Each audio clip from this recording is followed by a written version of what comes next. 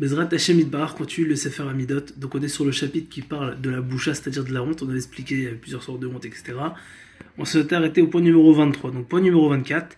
Une offense contre le roi.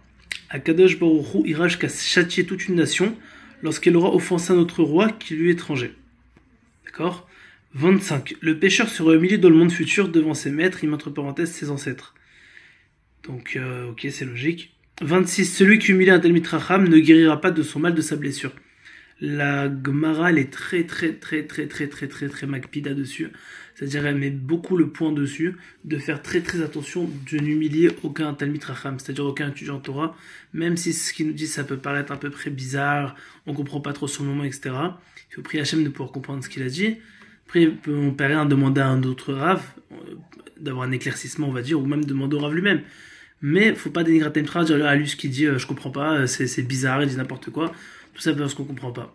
Faut faire très attention de ne pas dénigrer. On peut dire je suis pas d'accord ou j'accepte pas que je comme ça à Kol Besséder. On peut être en marloquette, évidemment, si on étudie, parce qu'une personne qui comprend rien et qui ne connaît rien et qui dit je suis pas d'accord parce qu'il pense qu'il a raison ou qu'il a pas raison. On parle d'une personne qui étudie, qui a pris d'autres, par exemple, poskim qui autorisent certaines choses ou qui interdisent. Il peut dire oui, mais c'est bizarre, ça me paraît en contradiction avec telle et telle chose. Tout va bien à Kol Besséder tant que c'est les Shem Shamaïm mais que c'est pas d'une mauvaise chose et que ce n'arrive pas au niveau du bisayon, c'est-à-dire l'humiliation. 27. Il conviendra, en entendant autrui relater un fait erroné, de ne pas se précipiter en lui faisant honte. Il vaudra mieux le lui signifier d'un geste afin qu'il reconnaisse que la chose n'est pas exacte. On apprend ça de Tamar. On avait expliqué qu'il y a plusieurs fois on parlait de ça. Tamar avec Yehuda, ce qui s'est passé. Il y a eu toute une histoire, je la fais en très courte. Et en gros, Tamar, elle avait raison, elle a failli se faire tuer alors qu'elle avait raison. Et pour ne pas se faire honte, elle était prête à se faire tuer, à se faire brûler. Et c'était tellement une sadéquette qu'elle a dit c'est pas grave, Maxime, je suis prêt à me faire brûler. L'essentiel, c'est de ne pas que je lui fasse honte. De là, Rabbi Shimon Bar Yochai, il a dit une phrase qui est incroyable. Il a dit il vaut mieux pour une personne d'aller dans une fournaise ardente que de faire honte à son prochain. Et donc, en fait, vaut mieux pas se précipiter, vaut mieux essayer de faire comprendre à une personne genre réfléchis, genre c'est pas comme ça, avec un signe de sorte qu'il est pas honte et qu'il comprenne de lui-même. C'est comme les parents, c'est très compliqué de leur dire papa t'as tort, on n'a pas à dire à nos parents ou à notre rave ou à un maître en Torah, etc. t'as tort, parce que entre guillemets c'est un manque de respect. On doit dire à mon avis ce que tu fais c'est pas logique. C'est pas logique, tata ou tata, papa, maman, Rabbeinu, on n'a pas appris telle et telle chose comme elle dit l'alacha. Faut dire entre guillemets de manière rhétorique, entre guillemets, c'est pas, on n'a pas appris que dans tel paracha on parlait de tel et tel cas et telle chose. Et en fait, les personnes ils vont se remettre eux-mêmes en question, que ce soit les parents, leur rêve, etc. Et après, en général, ils vont dire ah oui, sûrement, etc.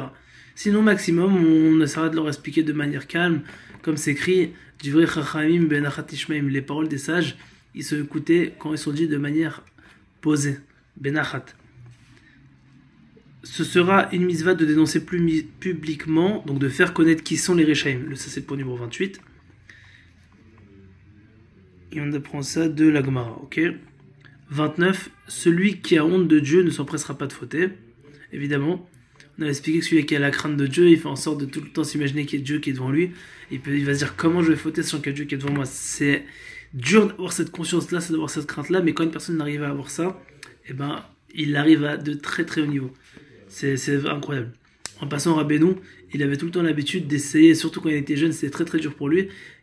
Pendant qu'il étudiait la Gemara, pendant qu'il faisait d'autres choses, il essayait tout le temps de se représenter le nom de Dieu, genre Yud Kevat, qui est devant lui, de se dire que tout le temps il y a Dieu qui est là et qui le regarde. C'est un truc qui est très dur parce qu'on ne peut pas faire deux choses en même temps. Surtout pour un homme, c'est très compliqué. Mais lui, il a essayé au début, il raconte lui-même, il dit sur lui-même que c'était très dur pour lui, etc. Et qu'à la fin, il est arrivé au Rachem et qu'il avait constamment la conscience de Dieu. Comme il avait dit David Ameller, il a dit dans le Télim, Shiviti Hashem Melenegiti Tamid, j'ai placé Hashem constamment devant moi. Et grâce à ça, au fait qu'on passe constamment chaque devant Dieu, on a une conscience incroyable, on a une honte et on ne veut pas fauter. Donc pourquoi il dit Rabbeinu, celui qui a honte de Dieu ne s'empressera pas de fauter, pas qui a honte de Dieu dans le sens il a honte, il ne veut pas faire la Torah, au contraire, il a honte de décevoir Dieu, c'est une bonne honte. 30. Celui qui n'éprouve pas de honte, ce sera de toute évidence parce que les pieds de ses ancêtres ne se sont pas tenus auprès du mont Sinaï. Ça veut dire en gros qu'il n'est pas juif ou qu'il n'a pas de descendant juif, parce que si une personne il a de la honte, c'est une des trois choses d'ailleurs. On dit que les juifs ils sont baïchanim, rachmanim, gomlech hasadim. Baïchanim, c'est-à-dire qu'ils sont timides, qu'ils ont la honte. On parlait de la crainte de la faute, on avait expliqué ça dans les cours précédents. Rachmanim, c'est-à-dire qu'ils sont miséricordieux, ils sont tout le temps de la rachamim, de la miséricorde, de l'empathie, on va dire ça comme ça envers les autres.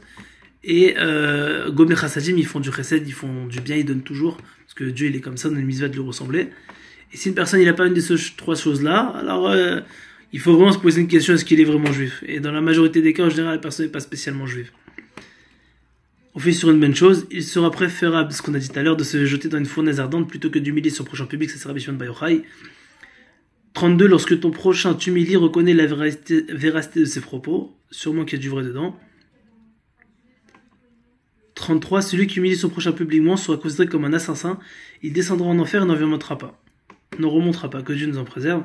34, vaut mieux pour l'homme d'avoir un rapport avec une femme dont on ne sait pas si elle est mariée, plutôt que de publiquement faire honte à son prochain et de ne pas avoir peur de monde futur. Il s'agirait d'une femme répudiée sous condition.